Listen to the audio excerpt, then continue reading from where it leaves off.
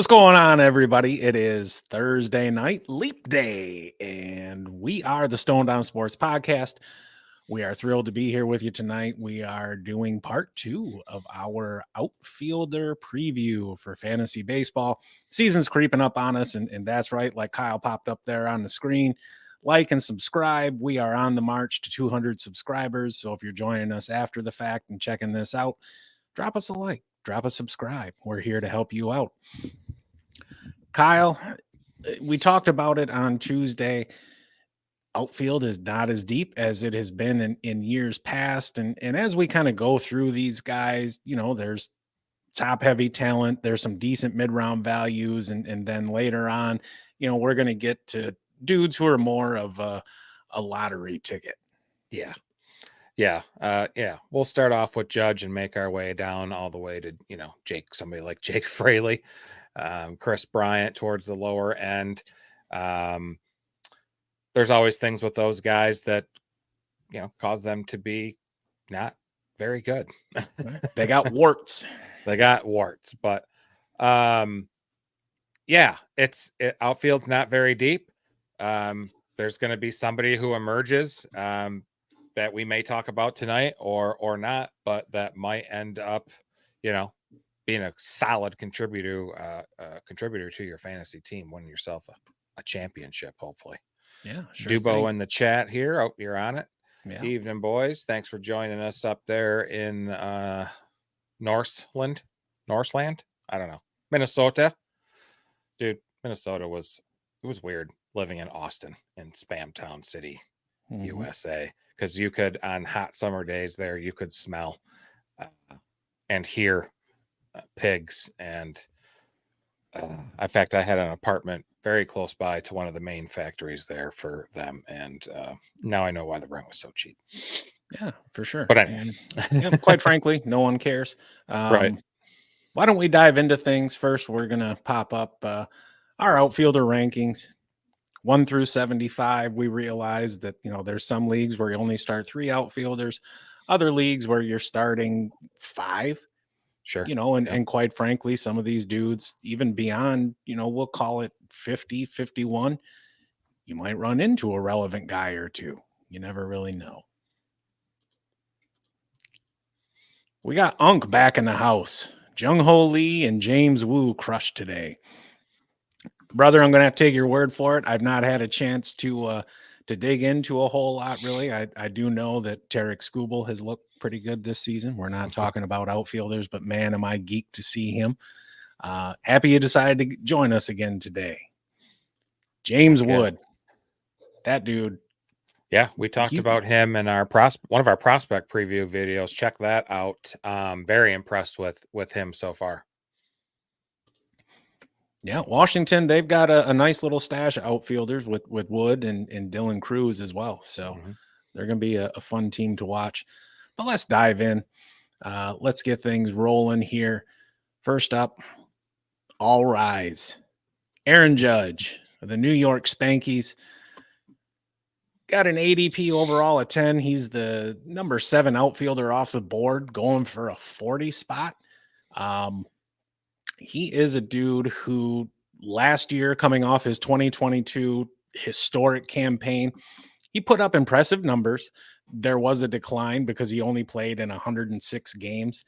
He still managed to turn in a 267 average, maintained a high on base percentage of 406 and slugging a 613, giving him an OPS over 1,000 at 1.019. He had an OPS plus of 175. 75% above the league average. And again, remember those plus stats are normalized to 100. Anything above or below that is a percentage either better or worse than the league average. Despite him missing around a third of the season, he still managed to hit 37 home runs, drive in 75, and cross the plate 79 times. His walk rate increased to 19.2%, over double the league average and up from 16% in 2022. That's just ridiculous. If 1 out of every 5 times you walk up to the plate, you're getting a free pass to first. His strikeout rate also increased by a similar margin, going from 25.1% in 2022 up to 28.4% in 23, which is 6% over the league average. His StatCast data, dude's just off the charts, right? I mean, to begin with, the guy's a damn monster at Right. 6'10", 270 pounds or whatever the hell he is. Average exit velocity was 97.6 mile an hour, among the highest in the league, and his hard hit rate was 64.4%, which was also elite. The metrics underline his ability to consistently make solid, good, hard contact and drive the ball with force. At this point, we know who he is. He's that monster dude that smokes the ball. He hits a ton of fly balls and hits them with authority. Looking further at his StatCast percentile rankings, he's at the top of the board in all the expected stats, his exit velocity, max EV, hard hit, walk rate, and chase rate. While his strikeout rate and whiff rate are through the roof, he more than makes up with it with all of his offensive production. Look, there's even here with him at the top of the board, he's got some warts. He's only played in 140 plus games in 3 of his 6 full seasons. So time missed with injuries is a legit concern. But as we saw last year, he can still put up ridiculous numbers with limited playing time. He's got a really disciplined approach at the plate, and the ability to draw walks really make him much better in on-base percentage leagues than average leagues. But again, we're still talking about a top 10 player here. He remains one of the premier power hitters in the league, and his advanced metrics suggest he's going to continue to do that. The combination of power, plate discipline, and run producing capabilities make him a very viable candidate at the top of the draft this year, regardless of any strikeout concerns. And don't forget, this should be an improved lineup with the team's offensive additions. This year, I'm going to go conservative. I'm going to say 40 home runs. He's going to drive in 100, score 95, a 280, 390, 590, triple slash.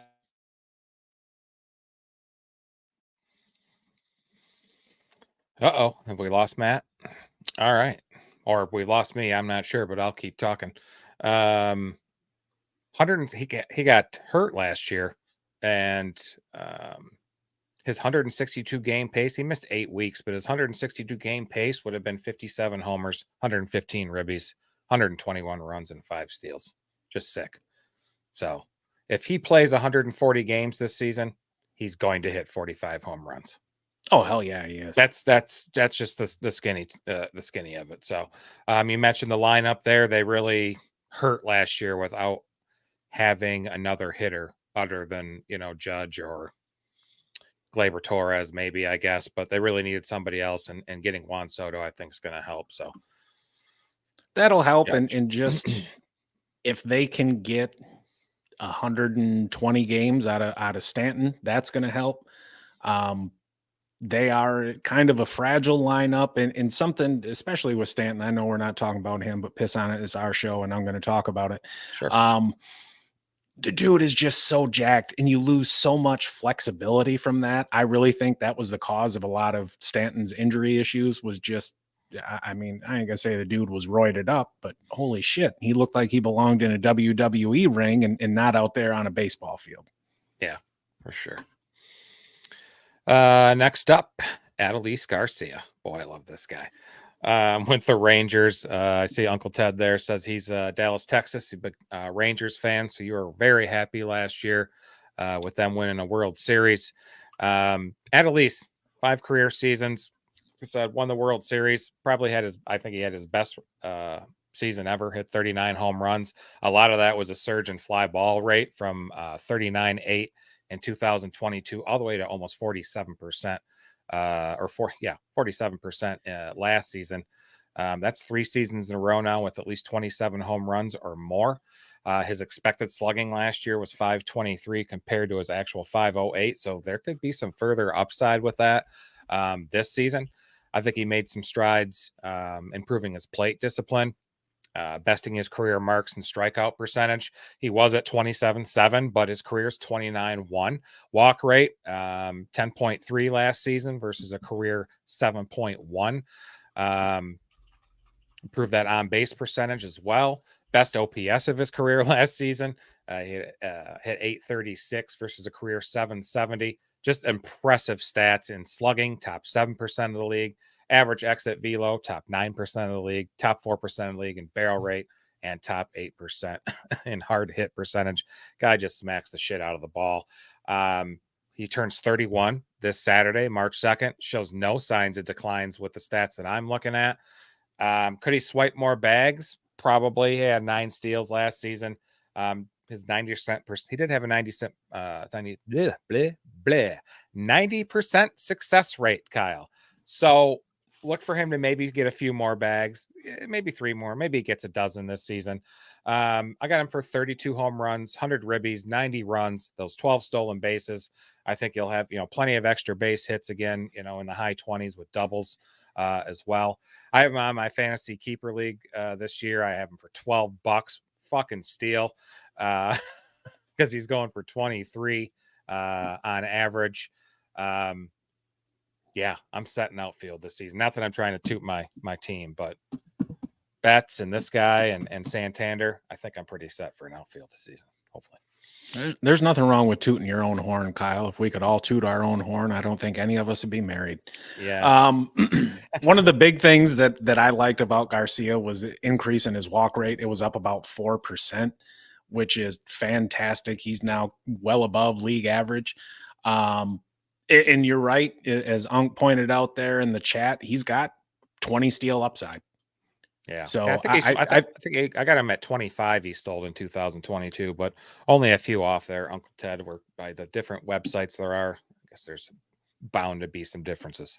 Stop fact checking our viewers, Kyle. Live fact checking here on the podcast. Yeah, and I kind of get the decrease in steals. I understand we got the new rules and people are running more and everything, but with that offense, like there's really no need to be that aggressive and make unnecessary outs on the base paths when you've got just great hitter after great hitter after great hitter coming up behind you. And that ballpark, especially in the summer, most home runs in the league last year hit there at whatever the hell it's called. No, he's a fantastic outfielder.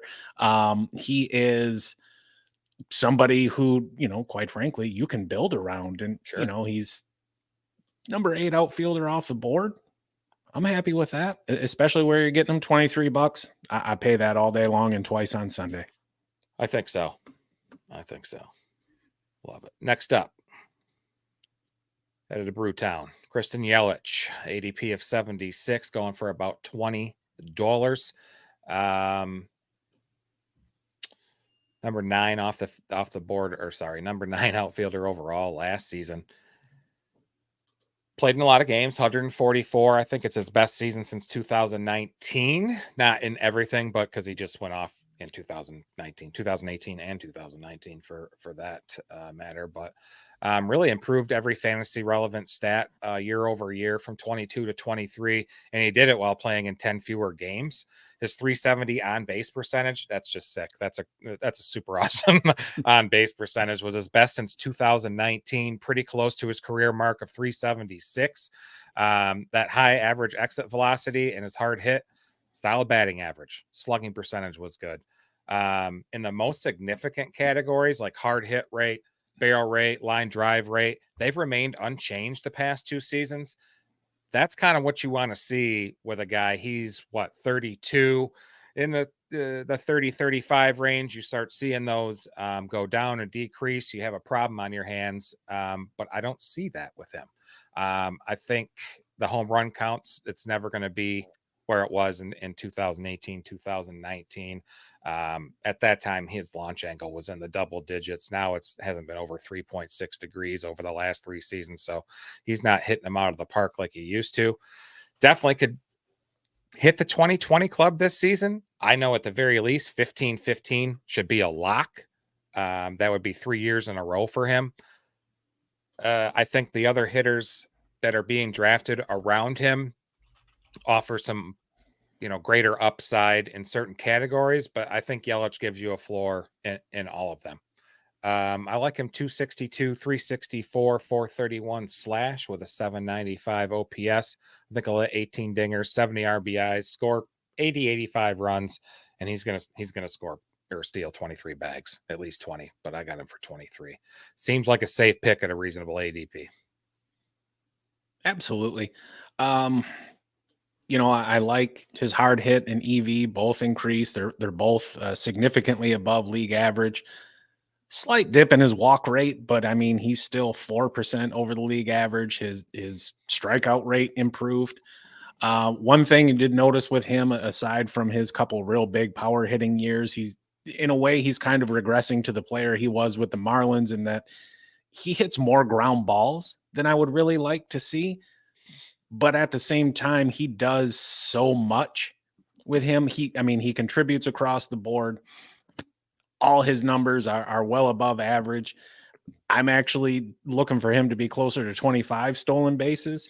Okay. But I think he's going to get to the 2020 mark for sure.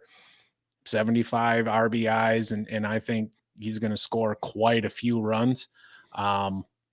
He's a damn good player. He's not what he used to be, but I think if you keep your expectations kind of grounded in reality with, where he's going, especially as you're getting close to that 100 overall ADP, abso-friggin-lutely. Yeah. Uncle Ted says all the AI data says don't draft a single starter till round 10 minimum. Then go back-to-back closers, then all low whip starters. 0 bats on the bench. Yeah. That's an interesting route to take. Yeah. And when it comes to drafting, look, each of us have kind of our specialty. Some guys are better at drafting hitters, others are better at drafting pitching. And where I've excelled over the last half decade or more is finding cheap pitching. So I'm perfectly fine with holding off on starters until a little bit later in the draft. Our main league that both Kyle and I play in is an auction league. And I couldn't tell you how many fantastic pitchers I've found in that $3 to $9 range. Mm-hmm. So now it's time. Oh, we got Loud Boy in the house. What up, Loud What's going Boy? on, brother? Appreciate you coming through. Kyle Schwarber. Of the Phillies. He was a number 7 outfielder last year. He is our number 20 ranked outfielder this year. He had 511 points, averaged 3.2 points per game. He is the last of 7 outfielders to accumulate more than 500 points, according to CBS standard scoring. Right now, he's the number 20 outfielder off the board. ADP is 79. You can get him for $16. Played in 160 games last year, which everybody knows availability is the best ability. Maintained his reputation as one of the premier power hitters in the league. He had 47 home runs, drove in 104.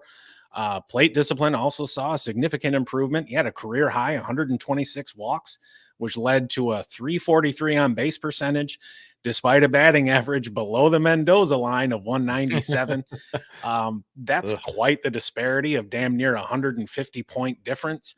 But just the fact that he can draw so many walks helps to offset his high strikeout rate. He had 215 punch outs last year. In 2022, the dude hit 218, and you'd think, all right, that's got to be the bottom, right? He's kind of cratered on that. Bullshit. Like I said, that 197 batting average, we'd be lying if we said it wasn't a concern, right? Yeah. But he still had a strong slugging percentage at 474, and that shows us when he does make contact, it's impactful. His ISO and home run rates confirm that the power hasn't waned, but the lower batting average and high strikeout rate show he's got a volatile all or nothing approach. It kind of seems like he's got an evolving approach at the plate just because of the increase in walks. And he's somebody who, and this goes without saying, but for those of you that are newer to fantasy baseball, he is a much more valuable player in on base percentage leagues than he is average leagues. StatCast data from last year reiterates that power that we've all seen with a high number of barrels and a solid hard hit rate. He is somebody who I remember when he was with the Cubs and for those of you who've been around a little while, Ramey's a big Cubs fan, and Cubs fans are kind of like vegans. They love to tell you about it. I thought that was the dude that they should have held on to. Yeah. But for me, look, the power is real. He's been over 40 home runs for 2 years in a row. He hit, 47 and 46 home runs. But if you're in an average league and you draft him, especially if you're in a roto league, you got to balance that out. You've got to find somebody who's going to help negate his low batting average. For this year, my outlook for him is that of somebody who's a premier power source with a potential to give you a significant impact in both home runs and RBI categories. We love his improved walk rate, though the high strikeout rate and low batting average definitely present challenges. Adjusting expectations and roster composition accordingly, that's going to be the key to you being successful if you have him on the team. And make sure that you're leveraging his strengths while doing what you can to mitigate the weaknesses that he has. For this year, I think he's going to hit another 40 bombs. He's going to have both 100 runs and RBIs. I'll give him a little bit of credit. The man's a professional baseball player. I think he can get back over the Mendoza line. I think he'll give you around a 215 average with a 340 on base and 480 slugging, good for an 820 OPS. For what you're getting him for, $16, especially compared to some of the prices we've seen with the dudes that we just got done discussing. Yeah. When you look at strictly value and just availability, I could certainly envision a scenario where I'd rather have Schwarber than Aaron Judge. Yeah. Yeah. Because, if you're expecting value from Schwarber and batting average or stolen bases, you got the wrong guy. He's the poster boy, right, for 3 true outcomes. I mean, honestly, that's who I think of every time. Sure. He's a top 50 guy, like you mentioned. Definitely an on-base percentage and in points leagues, because that 17.5% walk rate is awesome. Awesome. Definitely likely to go 5th, 6th round, depending on the league. You'd probably want to leverage him with like a high average, high speed outfielder, if possible. So let's see. What do we got here? So you can't add someone unless they have a major league appearance. No. So the way it works is once the season starts and after we've had our draft, you can pick up some minor leaguers. We've got, I think it's 6 minor league slots, and we have a 2-round minor league draft every year. Some guys, there's a different approach and strategy, right? Some guys are perfectly willing to take somebody like Max Clark from the Tigers, who it's going to be 3-4 years before he hits the show. And other guys will go for someone like James Wood, like we were talking about earlier, who he's, on the cusp of coming up and ready to go. It really just comes down to roster construction and your preference. But I've picked up dudes like, I'll keep an eye on the minor leagues, especially for pitching. And last year I had some success we'll use Taj Bradley as an example. Yep. The Rays started having all their injuries at pitcher, and I saw, all right, like, is he going to be the next guy to get called up? And so I picked him up a couple weeks before he did, stashed him in a minor league slot. He came up, and I took that shit to the bank now. And he's somebody, quite frankly, that I'm targeting this year. I think you're going to be able to get him for cheap just because he had issues going deep into games last year. He was usually out of the game by the 4th inning, 5th inning tops, but he would still give you elite level strikeouts. Agreed. It's definitely fun. I prefer it to regular redraft. I really like my keeper leagues and contract type leagues, football and baseball. AJ Smith-Shawver, that's right. I had him last year too, Unc.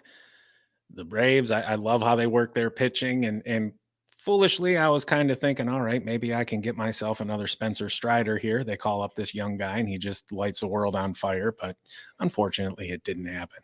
No. All right, I'm talking too damn much. Here's somebody we hinted at on Tuesday, and now we are going to bring him up today. This fellow was lucky enough to be on my team, and I'm talking about none other than Lane Thomas of the Washington Nationals.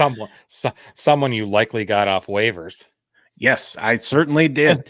I think most managers did, for sure.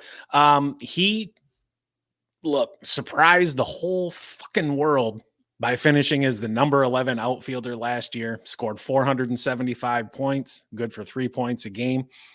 This year, he's a number 26 outfielder off the board, and ADP just outside the top 100 at 109, and you can get him for lucky number $13. Yep. We got him, number 27 in our rankings. Yes. Again, you can find those rankings at the website, stonedownsportspodcast.com.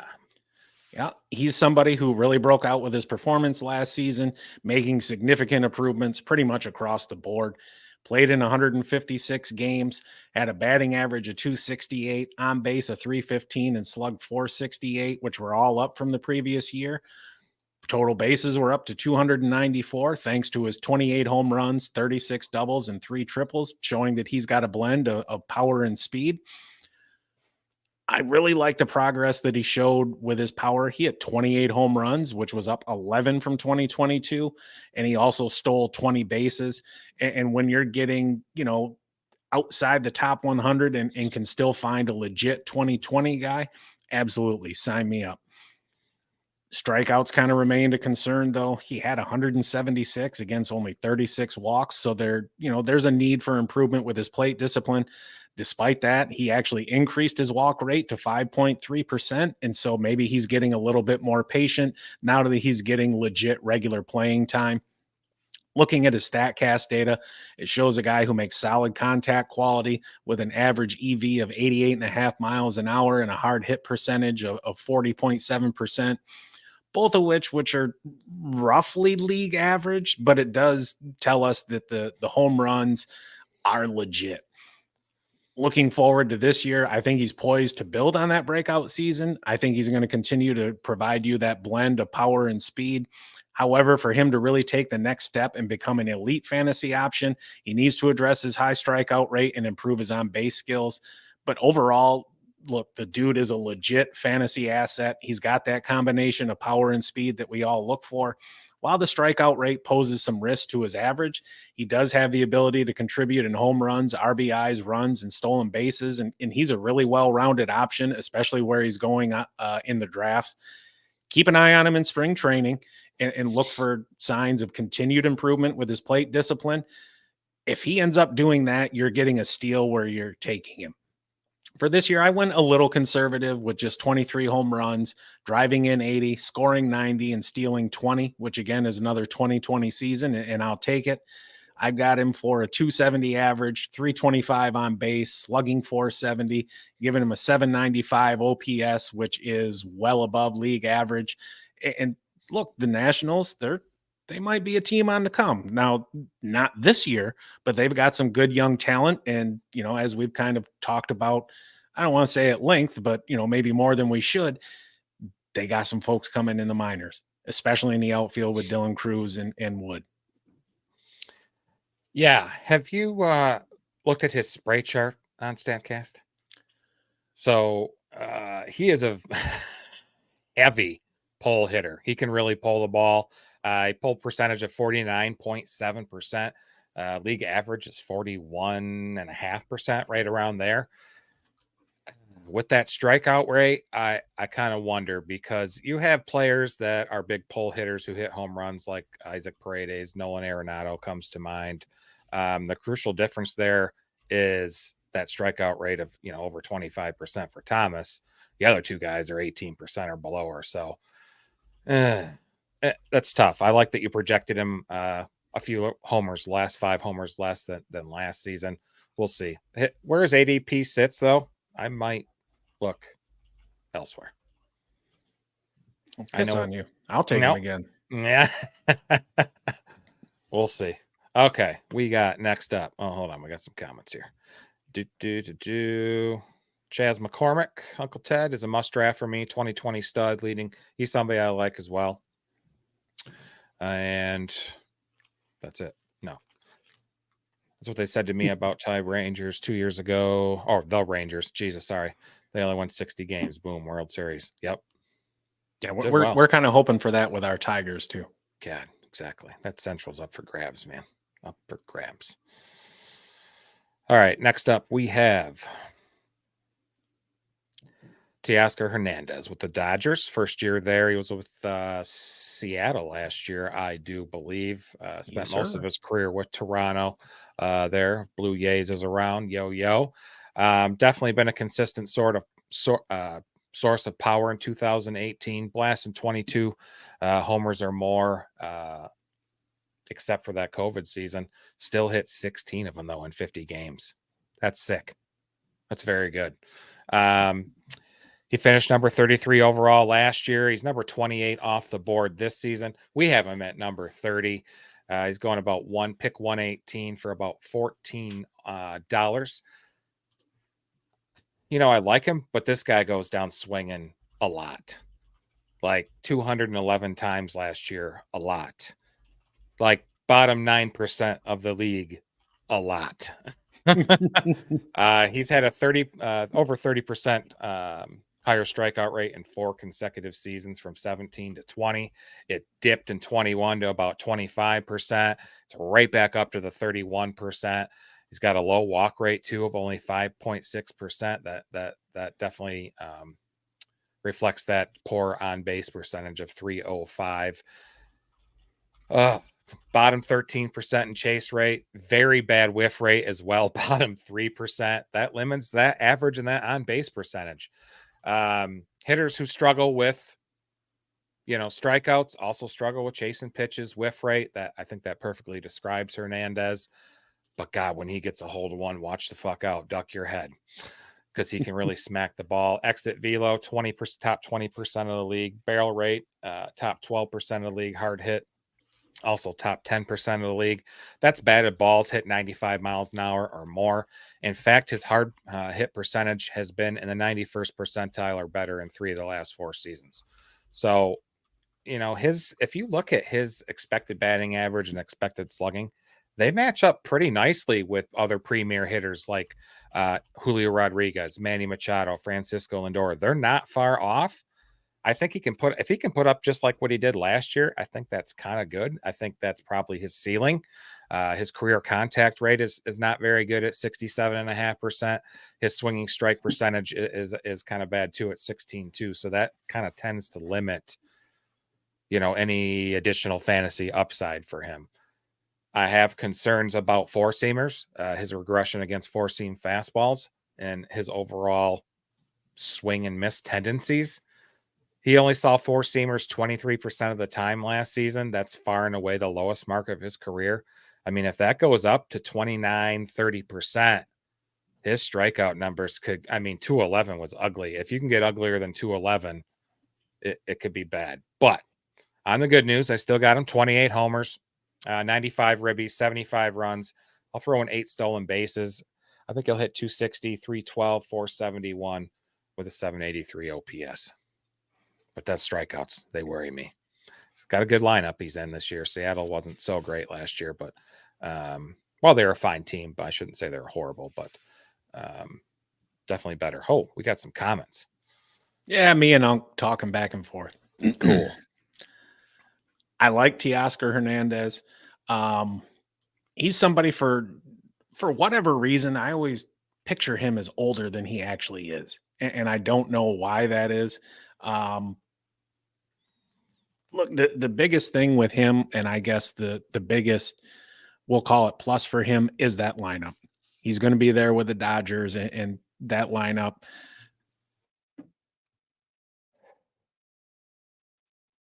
Matt froze again. He's back. Or maybe it was me. Who knows? Not sure. I don't have a warning signal that usually goes off. So sorry. And dial up, Dan. Yeah, it's definitely you, dude. If I recall, too, Teoscar Hernandez smashes lefties. All right. Just dumb. Just talk. I think your audio's working, your video's not. All right. Anyways, look, the big upside for him is his, it's the lineup. It's going to be likely the best lineup in the National League. Atlanta's going to have a say in that. And, in terms of all of Major League Baseball, Texas is certainly going to throw their hat in the ring. Shout out to you, Unk. But look, plug him in there. He's going to hit, probably 5th or 6th, something like that. So there's going to be ample opportunity for run production. And now as we're starting to get deeper into the 100s with these outfielders, you're going to be trading something, right? Sure. So you're going to have to sacrifice in one area for gains in the other. I get the strikeouts are a concern, but that's not necessarily, something new with hitters of this kind of archetype. They're going to give you the power. Maybe he sneaks his way to 10 stolen bases, but that's not why you're drafting him. You're drafting him because of the lineup that he's in, because of just what exactly he can do when he gets hold of the ball. I don't know that I'd pay $14 for him. I don't know that I'd take him where he's going now at ADP. I think I'd rather pay closer to $10 for him, or maybe somewhere in the 130s for ADP. But a lot of it depends on how I built my team up to this point. We got who AI keeps saying is the best 2024 player? I don't, Tarek but I bet you're going to. Tarek Skubal. I don't, but I bet you're going to tell us. All right. Yeah, you're up. So, Colson Montgomery. Oh, shit. I wonder who trained that AI. Right. AI coming in with the hot takes. So, we were not going to go an entire episode without talking about our Detroit Tigers. And you would be right. Riley Greene. Look at that dude. Look at the focus right there in that picture. He's ready just to smoke a shit out of that ball. He was a number 94 outfielder last season. Chipped in 250 points. Good for 2.5 a game. He's our number 34 ranked outfielder. He's a number 39 outfielder off the board. An ADP of just under 160 at 158. You can get him for $9. Sophomore season last year marked a significant step forward for him as in his development and as a key player for the Tigers. Yes, I'm a little bit biased. It's my squad. He only played in 99 games. In doing so, posted a 288, 349, 447 triple slash. And that was improvement across all categories from his rookie year. His OPS jumped up to 796. His power was up a little bit too. He had 11 home runs. He only had 5 in his rookie year, alongside 19 doubles and 4 triples. And that was mirrored by a surge in his slugging percentage and his ISO, which was at 159. He has the ability to use the entire field, and that was evident in his profile, with a significant portion of his hits going to center in the opposite field, which really speaks to his mature for his age approach at the plate. That said, his pull percentage is a hair above league average. Despite an increase in strikeouts, he was up to 114, but there was actually a drop in his overall strikeout percentage. He maintained a consistent walk rate right around league average at 8.4%. Look, he still strikes out more than you'd like, but I expect him to improve on that as he gains experience and gets more comfortable with major league pitching. He's only got 754 career at bats. Right. His stat missed a lot of time last year. He did. He certainly did. His StatCast data from last year painted the picture of a player who made quality contact with above average exit velo of 91.6 miles an hour and a hard hit rate of 47.3%, which was also above average. His barrel rate improved to 11.3% as well. He's got some speed. He was successful in all 7 of his stolen base attempts. Coming into this year, for me, expectations are high. I think he's going to evolve into a cornerstone for the Tigers in that lineup. Projection-wise, I think a batting average in the range of 280 to 290 seems attainable given his contact skills and speed. I think if he continues to mature in his power approach, getting to that 15, 20 home run mark could become the new norm for him, along with a potential increase in stolen bases. He does have room for improvement, though. I'd like to see him strike out a little bit less and continue to refine his plate discipline to boost his on-base percentage a little bit further. as he continues to adapt to major league pitching and hone his approach at the plate, I think it's reasonable to anticipate his OPS pushing up over 800, maybe to 820. I think he represents an intriguing option with a balanced blend of average power and speed. He's got multi-category contributions, particularly in runs scored, home runs, and RBI. And, throwing in a few stolen bases makes him valuable in all formats. I like the upward trajectory of his performance, and I think he could be a big breakout candidate for this year, making him a fantastic target in the mid-rounds of drafts. He's another dude to keep an eye on in spring training, looking for any signs of continued improvement or adjustment that could impact his value even further. For this year, my admittedly biased projection, 20 home runs, 70 RBIs, 75 runs, 12 steals, a 295, 360, 450 triple slash, good for an 810 OPS. Now, this is probably his, close to his 80th percentile outcome, as opposed to, what we could conservatively expect. Right. But the guy's got the prospect pedigree. He did well in the minors. You can see the raw skills there. To borrow a phrase from the NFL, we're seeing flashes with him, right? And he's going to get plenty of playing time provided he stays healthy. Exactly. It's kind of interesting because his strikeout rate is so bad, but his contact, metrics are pretty good. Line drive rate is 26.3%. That's good for fourth in the league behind Arise, Freddie Freeman, and Bichette. It's pretty good company. Hard contact percentage, 39.1. That would have been 25th in the league, tied with somebody like Kyle Schwarber. So it's kind of bizarre to see that such incredibly good contact metrics with all those strikeouts. He definitely needs to take a step forward. I don't think the Tigers are going to do him any favors with a lot of ton of runs and RBI chances, just because it is the Tigers. I'll be, a little more down to earth than Matt. But like you mentioned, the pedigree is there. He did have that Tommy John surgery, but he started his first game on Tuesday, batting leadoff, played in right field, so seems to be fully healthy, and he has 30, 20, 280 batting average potential. Sure, and I think that's probably what you're going to get from him at his peak. Mm-hmm. And it's likely not going to be this year, but I'm an optimistic fan. Heck yeah.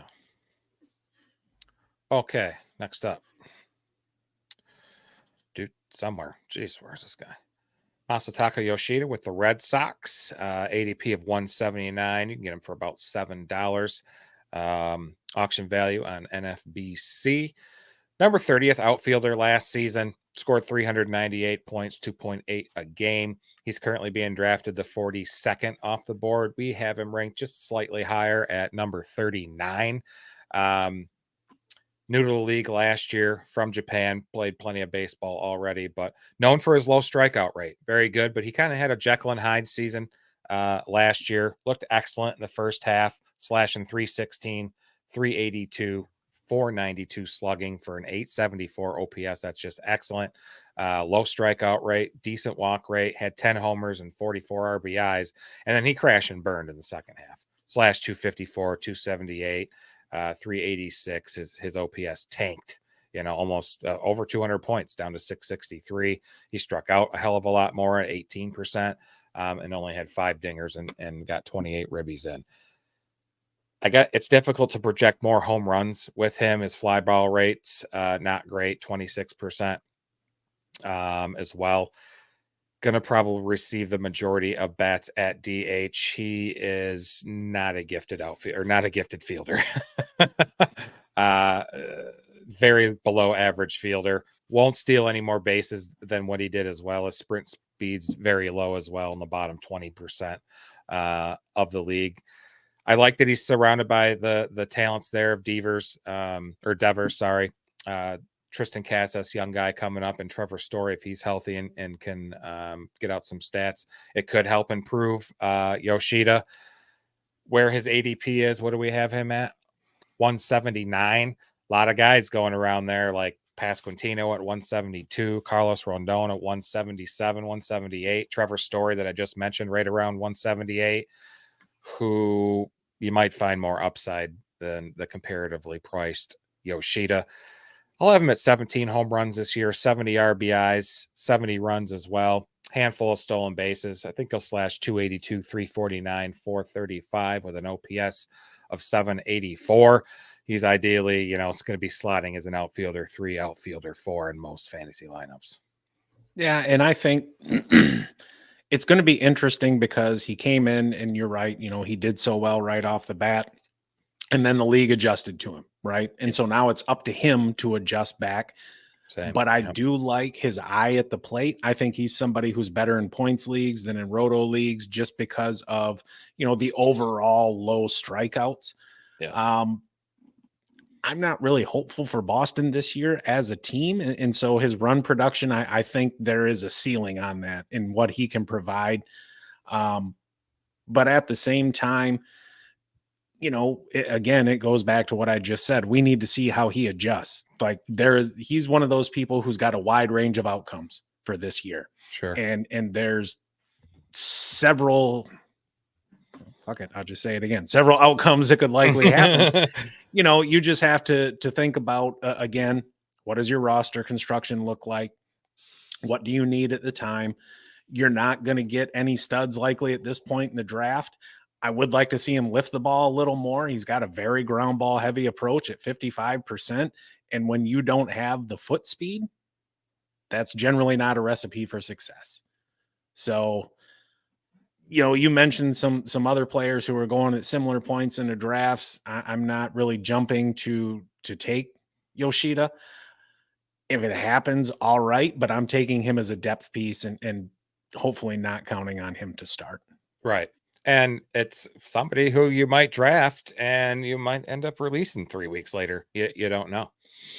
You just don't know. All right. Next up. So we got somebody else in a similar boat here. When you talk about prospect pedigree, they don't really get much better than Jarred Kelenic. Last year, he was a number 99 outfielder. Kudos to him for keeping it in the top 100. Scored 246 points, 2.3 points per game. Right now, he's a number 49 outfielder off the board with an ADP at a massive 214. Yeah. You can get him for $7.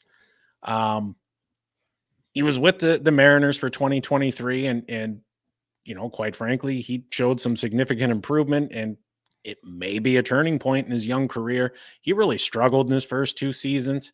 But last year he appeared in 105 games, had a 253 batting average, 327 on base, and a 419 slugging, giving him a 746 OPS, which is, a little bit above average. He showcased his versatility. He had 25 doubles, 11 home runs, drove in 49 and stole 13. He increased his walk rate to 9.9% and slightly reduced his strikeout rate, but it's still an astronomical 31.7%. So there's a little bit improvement there. The 11 home runs, 7 of them came in April. So he got off to a hell of a start. Yeah. Looking at his StatCast data, his average exit velocity was just a hair under 91 miles an hour, and his hard hit rate was up over 45%. So he's making better quality contact. We saw some growth in his line drive rate and saw a decrease in fly ball rate, which I'm not necessarily too mad at. The main thing is I want you to hit the ball hard, and line drives have a better chance of becoming a hit. Looking forward to this year. Based on his current trajectory, it suggests there might be some further improvement as he continues to adjust to major league pitching, with last year providing a solid foundation. A batting average closer to 260 or 270 is within reach if he maintains or improves his contact quality. Increasing his power output to reach 15 to 20 home runs could also be a realistic goal considering his age and developmental curve and again, the prospect pedigree. For him to really significantly impact the fantasy baseball and your team, he's going to need to continue to refine his plate discipline. He's got to get his on-base percentage up. He's got to cut down on the strikeouts. 31% is just not sustainable if he expects to stay in the show. He's got some speed to him. I wouldn't be shocked if he upped his stolen base total, somewhere close to 15 to 20, if he can improve his efficiency and just be smarter about picking his spots. glimmers for hope, right? We all know that young hitters generally struggle with breaking balls. He was complete ass against breaking balls in 2022. He had a 0.57 average. Didn't even hit 100 against him, but he showed massive improvement last year. He hit 221 against breaking balls despite seeing 3 times as many of them. He's got a good all-around skill set, and it makes him an intriguing late-round pick, especially in keeper and dynasty formats. He's only 24 years old. The strikeout rate still poses a huge risk to his average, but the combination of power and speed is very real and intriguing. He's going to hit low in the Atlanta order, but he's going to have plenty of opportunity in a much better lineup this season. But there's going to be added pressure just because of how much talent is on that team and what the Braves have in their farm system. He's another dude with a very, very, very wide range of outcomes. I'll be a little optimistic again. And what can I say? You know, I'm a positive dude. I'll give him 17 home runs, 60 RBIs, 60 runs, 20 steals, a 260, 330, 420 slash line, good for a 750 OPS.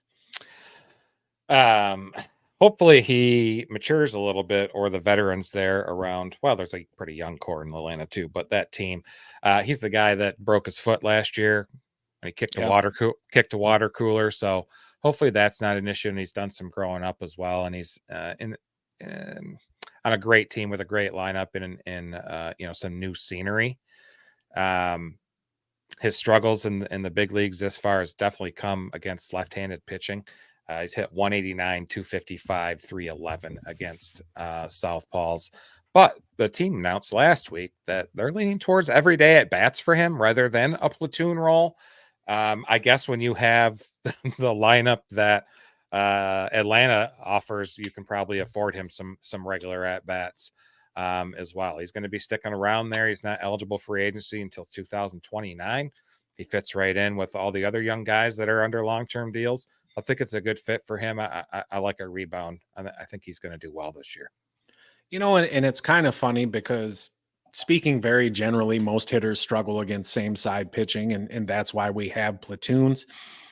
But I kind of compare it to the NFL when you've got a young quarterback. Do you sit them and let them learn, or do you just run them out there and let them learn on the job? The only way you're going to get better against same side pitching is to face same side pitching. Right. But some dudes are just so bad that the juice isn't worth the squeeze and you don't want to run them out there. But with just how much talent this guy has, I don't hate it. Give him a shot. Let him see how it works. Yeah. This is a very low risk, high reward kind of player for them. It is. And for your team.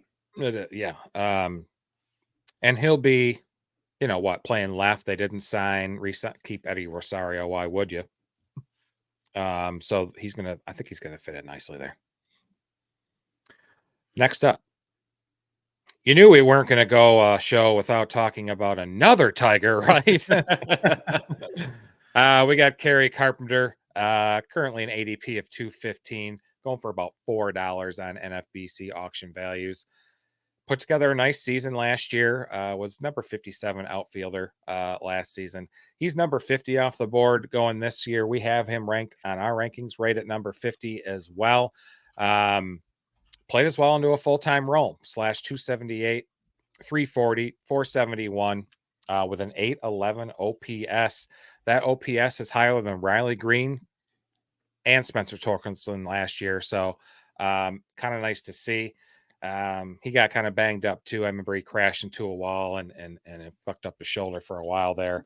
So he kind of had a mediocre July, but a fantastic August performance, /347, 405, 653 with 9 home runs, 20 ribbies, 21 runs, and 2 stolen bases in just 28 games.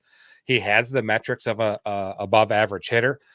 He's above average in expected batting average, expected slugging, exit velo, hard hit, and barrel rate, but he is below average in chase rate, whiff rate, and strikeout rate and walk rate. Still a younger guy. Geez, he was like, a 19th round pick or something for us. That's the round that's coming to my memory, but kind of weird. He didn't attempt to steal a base until August 26th.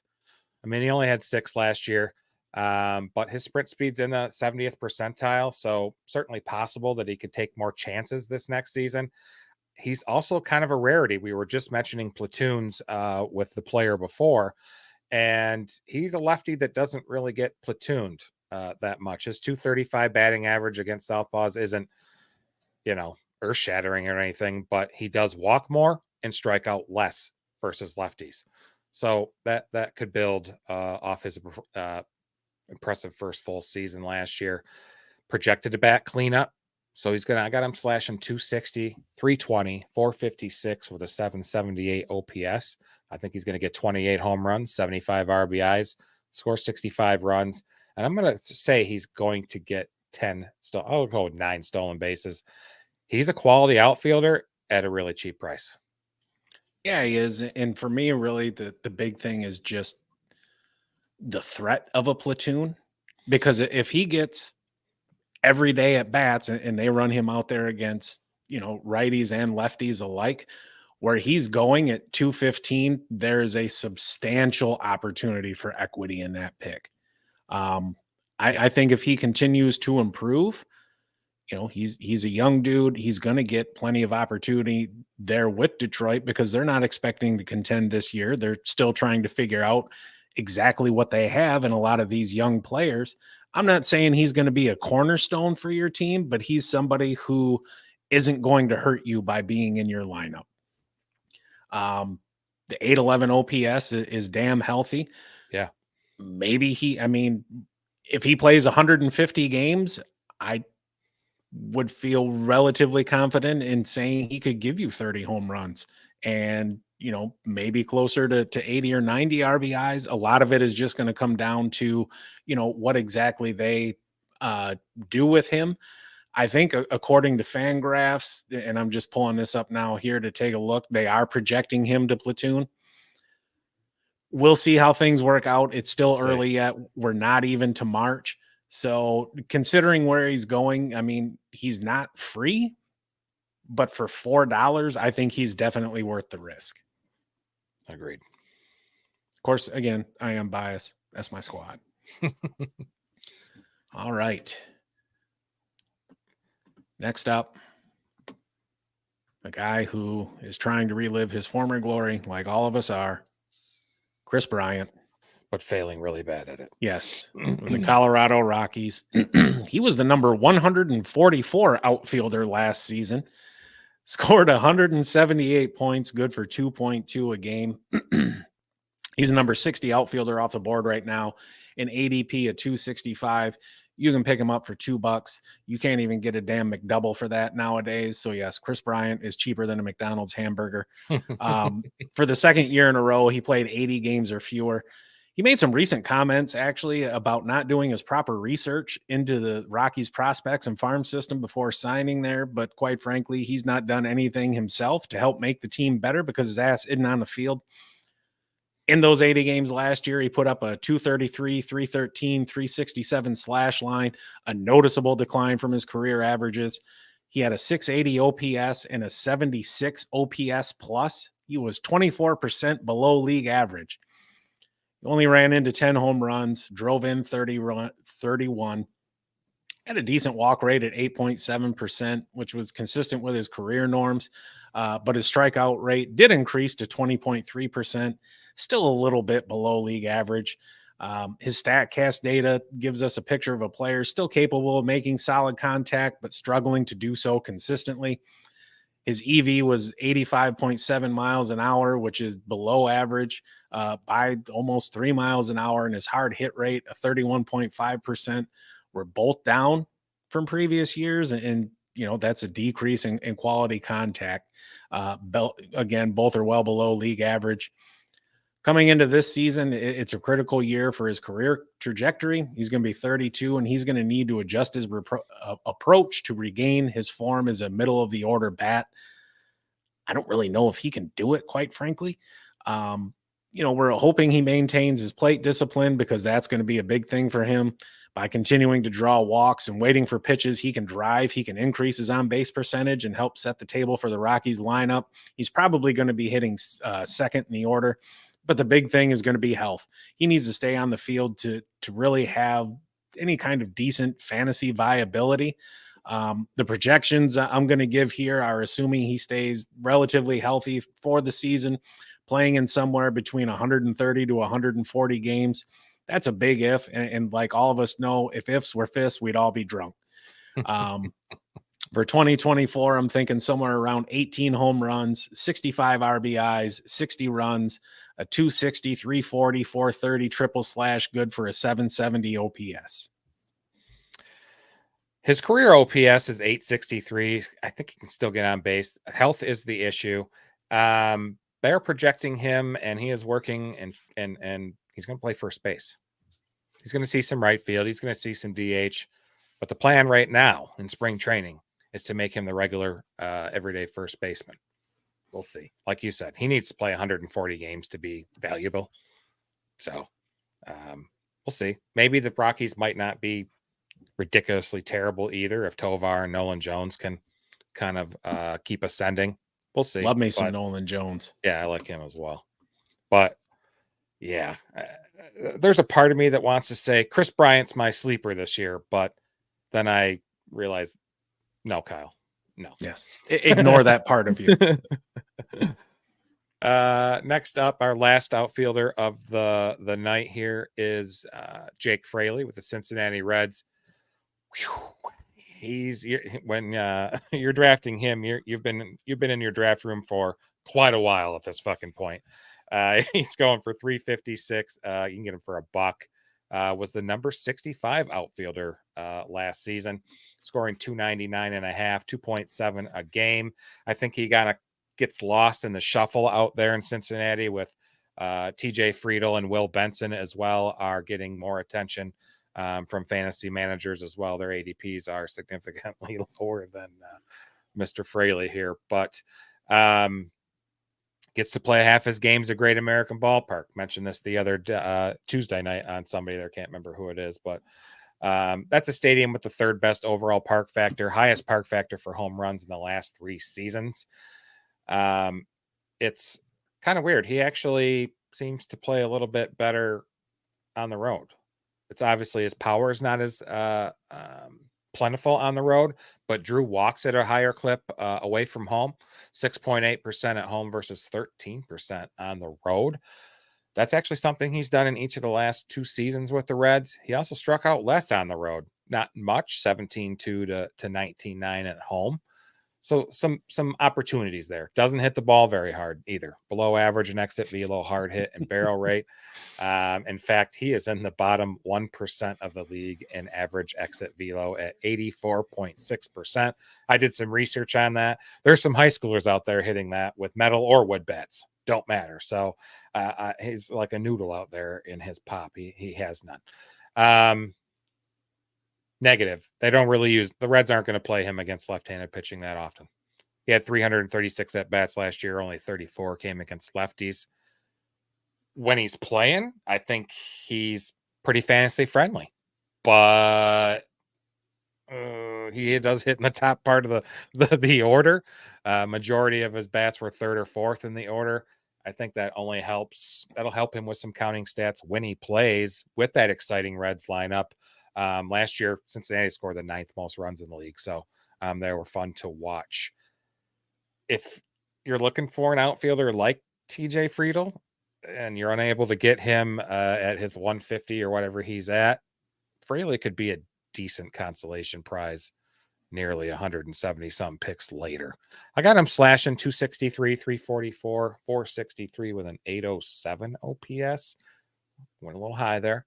18 home runs, 68 RBIs, 60 runs, and he's fast too. I think he'll get 20 stolen bases. He had 21 last season. So I like him. Somebody cheap, somebody you're going to get at the last bit of your draft or your auction league.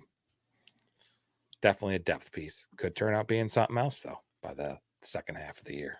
Sure. So he's somebody you take with your last pick. I think he's a better asset in leagues with daily moves as opposed to weekly moves. Makes sense. He might give you 20 stolen bases. He's got some decent plate discipline. He can draw a walk at a better than average rate. He doesn't strike out as much as the average major leaguer either. Playing time is going to be the issue. And look, when you're talking about a dollar player, what you're really saying is, if I could just get you for free, I would. You're worth $1 to me. Yeah. You know, again, last round pick. I need to do a projection on him just because playing time is going to be such a question for him. It's a good young team there in Cincinnati. I think if he gets regular playing time due to injury or some of these young guys kind of underperforming, especially earlier in the season, he's somebody who, if he can get in there and kind of get hot, maybe I look to flip him. Yeah. But or you just happen to pick him up on waivers. You ride that hot streak for as long as it's going to last, 2 weeks, 3 weeks, and then you dump him, and you've won some matchups hopefully in those few weeks. Yeah, fingers crossed. Exactly. And that concludes our outfielder preview. As we mentioned before, we're going to be diving into pitchers next week, but this has been a lot of fun. As we finish up our position previews next week, we are going to be putting out some updated rankings because there will be some news coming out of spring training, and we want to make sure we're up to date with all of our information. Going to be getting the podcast Fantasy Baseball League set up this weekend too. So we'll get that information out to you on the socials, and we'll make sure to get it in the descriptions next week as well. We're going to shoot for a 10-team league. If we can get 12 teams, that'd be awesome too. You know, fantasy baseball is not as popular as fantasy football, but we've got there's a few folks that are interested in baseball, and maybe we'll throw you a gift card and some swag if you can manage to beat either Kyle or I. We'll see how that works out. Right. But it's been a lot of fun talking about these outfielders, and we're looking to, identify some studs and some solid floor guys and some sleepers. Again, we're on that march to 200 subscribers. Give us a hand, smash the like button, subscribe on up. We're going to give you that quality, mediocre content that you have come to expect from us. It's going to be a lot of fun. Dubo says, count him in the league. You got it, brother. You are in. Yep, I know he's in. Blue Jays is in. I know AJ, who won the fantasy football league, said he's also interested as well. So that's at least 5 as well. Uncle Ted, you're welcome to join as well. Well, like I said, like Matt said, we'll let everybody know in the description. Yeah. Cool. Loud Boy's going to jump in as well. Nice. Hell yes. All right, folks. We're going to leave you for the night. Have a great evening. We'll be back next Tuesday, like Matt said, diving into starting pitching. Can't wait. Have a great night, folks. Thanks for watching. See ya.